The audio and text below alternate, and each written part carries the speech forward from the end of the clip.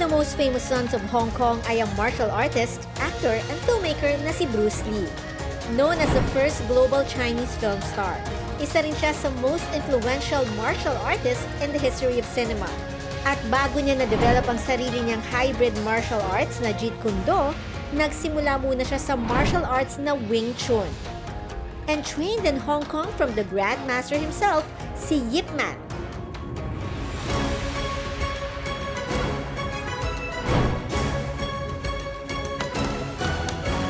Nandito ka sa gym na to para matuto ng martial arts for self-defense, specifically designed for smaller and weaker people. So let's learn about the Wing Chun martial arts.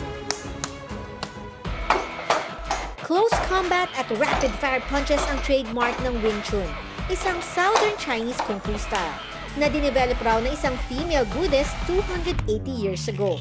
At ituturo naman sa atin ngayon ni Master Robin. The founder, her name is called Mui. She's a Buddhist nun. She was already an expert in some very strong Kung Fu style, but she thought, I'm a lady, and one day, what if I become older or weaker? If someone stronger, bigger, come to fight with me, how can I win? Perfect for self-defense ang techniques ng Wing Chun. Dahil sa emphasis nito sa simultaneous defend and attack moves na malapitan.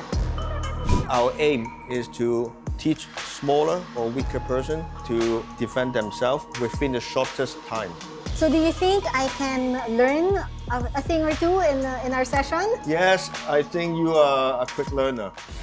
Ito na nga, kakayanin ko ba ang Wing Chun?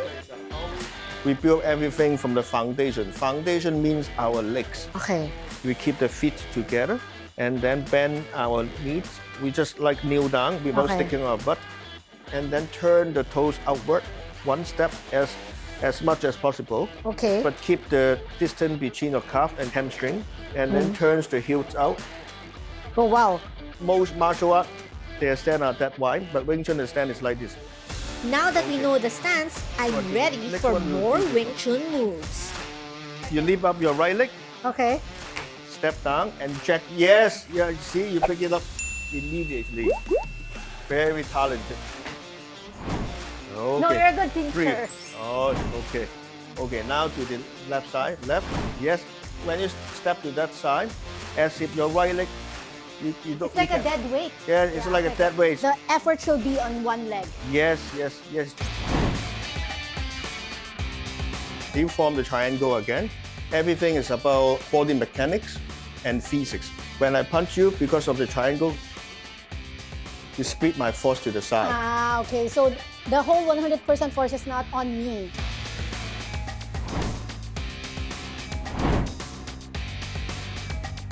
You kick me.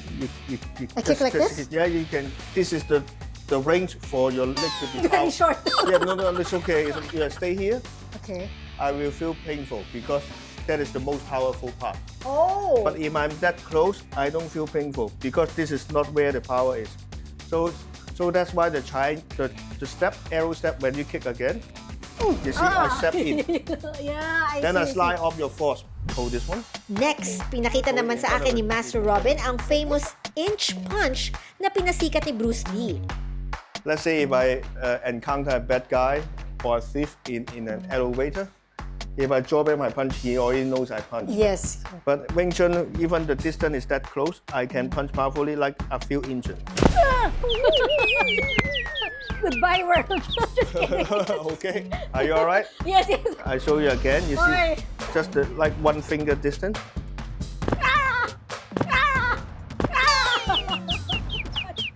Be gentle. Yeah. Ganito pala masapak ni Bruce Lee. Goodbye, world. As soon as the punch, Pero hindi tayo papaya guys ha, lalaban tayo. twist upward. Okay. Like this. All right. Okay. Oh, you see, quite strong. Okay. Again. Wow, better. Go, One more. go. Oh, okay. Okay. It's a revenge. Oh, yes, it is revenge. Oh, okay. Mukhang naka-warm up na ako. I'm ready for more. Para sa lahat ng may utang na hindi pa nagbabayad. Go. Now we try to combine it with your body weight. Step. Remember the arrow step on the strike. It's more energy, More energy. Ah, okay, okay. Go. Good. Ang isa pang tip ni Master Robin, focus. Focus on This one. one target. Okay. Because you can also say it's applied to life philosophy. Oh, if I want to do this, I want to do that, you can never have anything achieved. So You have to that's be focused. focus, yes. One aim. Here. Okay. Go. Good, good. Kick. Kicking naman is for more advanced Wing Chun martial artists. So for now, aaralin lang natin ang pinaka-basic kick. The fight, make sure you kick the knee because it is the joint. This one. The weakest, yes, yes. Okay. You want to attack the knee. You want to attack the knee. So this is the knee of the tummy. Yes, good, good. And why we hit here? Why? Because remember the founder defeats someone bigger, stronger. So she must hit a body part that is weak. So here you can train muscle, but the ear you cannot train the muscle. Nice. It's really specifically designed for the women who are smaller. Yes, yes, And yes. so there are techniques on which part to hit. Yes, she was very smart. So women are very precise and smart. As much a science as an art, iba talagang mental at physical training ang kailangan sa pagmaster ng martial arts kagaya ng Wing Chun. But for my one-day training, sobrang valuable ng mga practical techniques ni Master Robin for our everyday self-defense. Good, good. 多謝， Toche. 多謝，好，OK， Toche, Master 多謝，多謝 Robin.，Thank you。